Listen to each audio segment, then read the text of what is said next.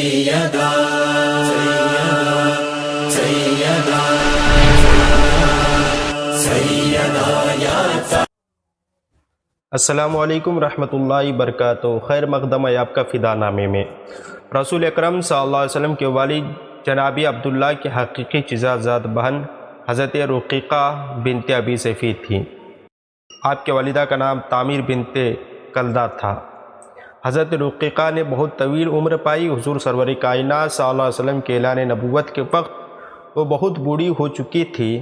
انہوں نے اسلام قبول کر لیا اور حضور کی بیعت سے مشرف ہوئی۔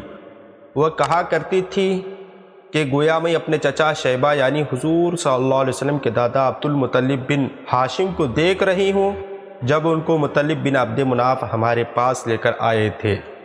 اس وقت میں بچی تھی۔ سب سے پہلے میں ہی دوڑ کر ان کے پاس گئی اور ان سے چمٹ گئی، پھر ان کے آنے کی گھر میں خبر کی۔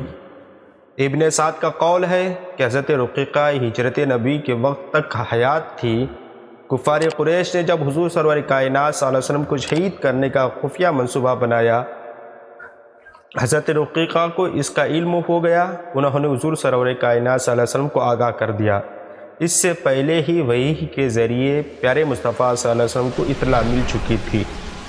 حضرت رقیقہ کے وصال وفات کے بارے میں کتب خاموش ہیں۔ آپ سے امید ہے کہ آپ کو ہمارا یہ ویڈیو پسند آیا ہوگا۔ آپ انشاءاللہ ہمارے ساتھ بنے رہے۔